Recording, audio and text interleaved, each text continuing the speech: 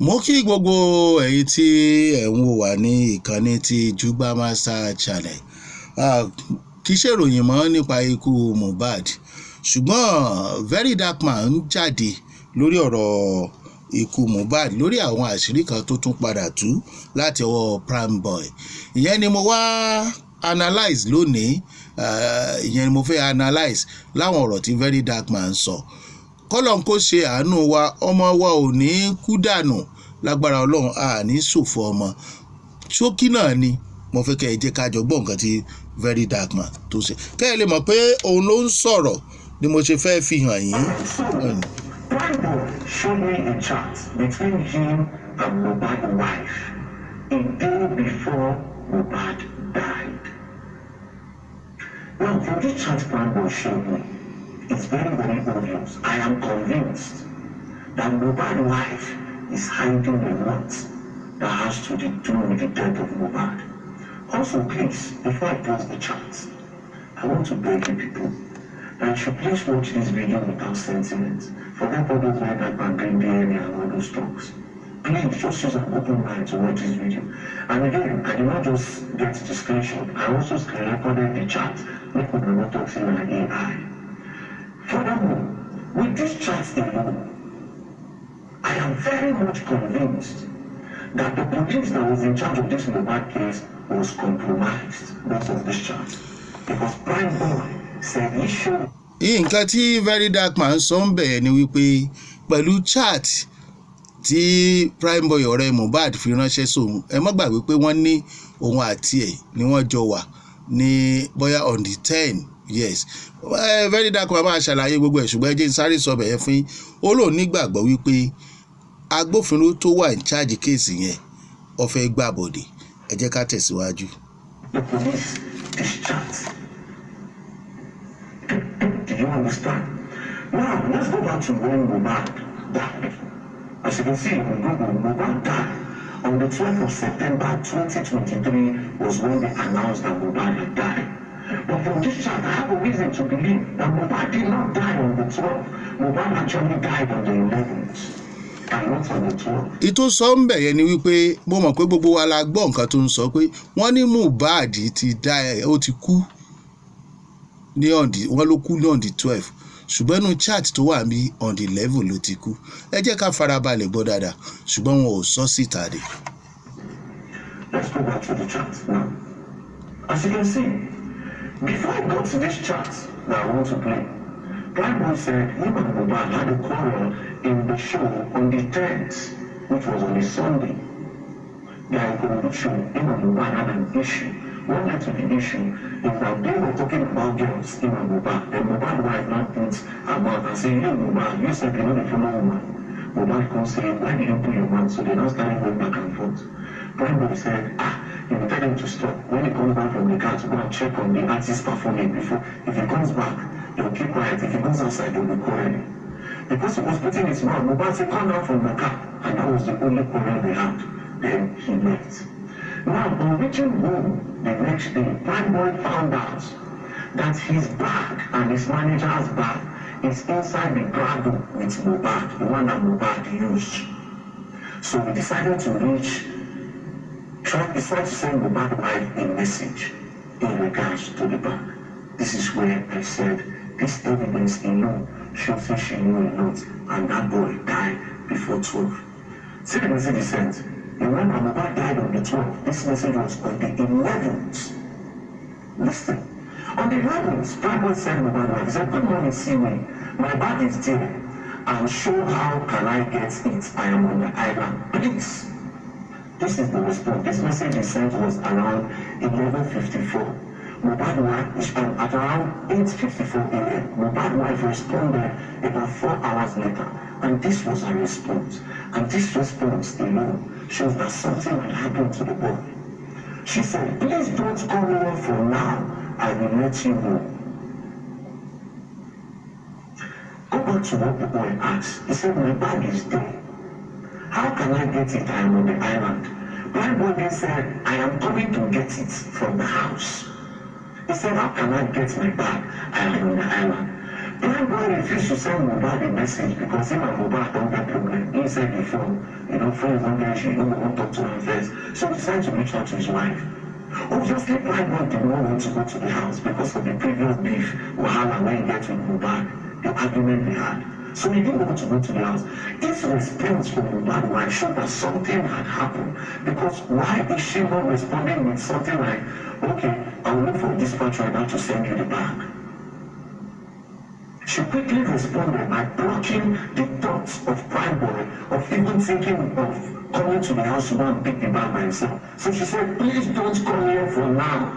I will let you know. This was on the 11th, a day before Mohbad died. And the next thing after this chat, the next day, they just woke up Prime Boy that Mohbad don't die. So the last time Prime Boy spoke to Mohbad was on the show. Again, if not that something had happened, we would have highlighted reference to the quarrel they had on the show. Something like, don't mind your friend, forget Mohbad, don't mind him sleeping. You can go home and get your bag. But she immediately blocked the boy from coming. It probably means that this boy don't buy as at the time. Now, how did Prime Boy get his bag? Prime Boy then reached out, after she sent him this message, Prime Boy then reached out to a guy named Lifestyle. Lifestyle then said, I have seen your bag. And I said, but I'm leaving the house now. And Lifestyle left. Now give Prime Boy a number of somebody in the house. Now that person went to the house to collect the bag. They didn't let the person enter. That is Prime Boy's old manager. They didn't let him enter the house. They gave him the bag. Ẹ wo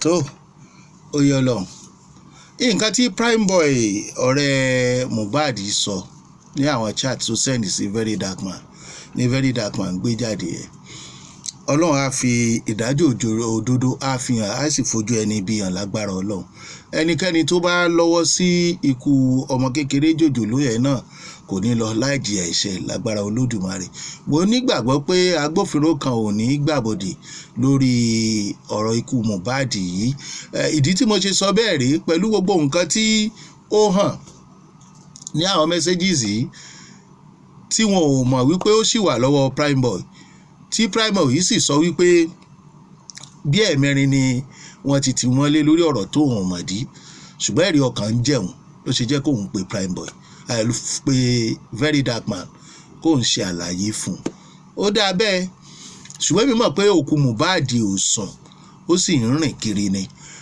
àwọn òbí ẹ̀ náà látún kíkú ìrọ́jú torí pé kò rọrùn kọ́mọ ológo tó ti kú láti bí going to ṣe 2 years báyìí tó sì wà níbi tí wọ́n gbé sí tí wọn ò jẹ́ kó sùn báwo ni ò ṣe ní wá ìdájọ́ òdodo fúnra ẹ̀ gbogbo nǹkan tí Very Dark Man sọ ń bí Prime Boy ló sẹ́ndì ẹ̀ sí ó kù bí ìṣẹ́jú kan kó tán mo kàn ní kí n sáré analyze ibẹ̀ yẹn ni pé ẹ̀rí fúnra Ọlọ́run ló gbé ẹ̀rí jáde o ń bọ̀.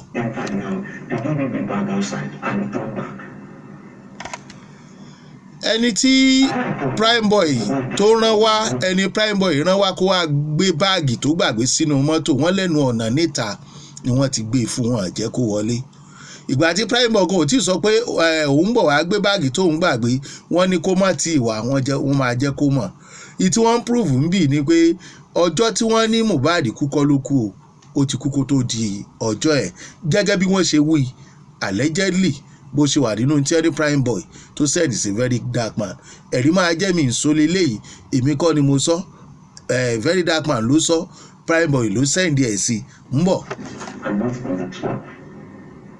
And that video when they carry that boy, Mohbad is there, that's him. Don't cool down, don't think about how to go about it. So the boy actually died on the 11th based on this chat and based on how convinced I am.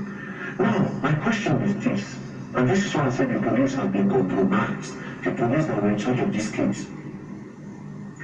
Why did they arrest Prime Boy? You But the reason why I think they arrested Prime was to divert attention from the truth. Because go back again, from this chat, that when we say please don't come back here for now, please don't come here for now, this period she was still with Mohbad as at 11:16 p.m. me and Mohbad were together. Then the next day, which is 12th of September, they announced Mohbad don't die. So she was with him 24 to 48 to 24 hours before he died. Because she was with him in the condition. She was with him on Monday because the show was on Sunday. On Monday, when Prime told her. Ẹ jẹ́ máa wá lọ ilé ìtọ́dọ̀ tí wá jàre. Èmi mọ̀ wípé tí ò bá sí social media ọ̀pọ̀lọpọ̀ èèyàn nìyà ò bá jẹ gbé. Ṣùgbọ́n torí ariwo tó ń torí social media á jáde, Ọlọ́run ń jẹ́ kí ọ̀pọ̀lọpọ̀ rí ìdájọ́ òdodo. Gbogbo ẹni tó bá wà lẹ́yìn àbòsí á padà bò mọ́lẹ̀ ni o. Gbogbo ẹ̀yin tí ẹ̀ ń gbọ́ wá pátápátá la padà kí lẹ́ẹ̀kan sí ọlọ́ba dúró tì yín bẹ́ẹ̀ ṣe dúró tì wá ní ìkànnì ti Jugba Master Channel. Èmi tó wá gbà á ládùúrà lágbára Ọlọ́run, eyín ọ̀kan yín ni àwọn ọmọ yín ayé ò ní kàn o. Wọn ò ní fi ọmọ yín, wọn ò ní fi dá yín lóró bẹ́ẹ̀ ṣe ń bá wa subscribe sí ìkànnì tiwa. A fẹ́ràn yín bẹ́ẹ̀ ṣe fẹ́ràn wa o. Àánú Ọlọ́run kò ní fi yín lẹ̀ o. Jugba Master Channel.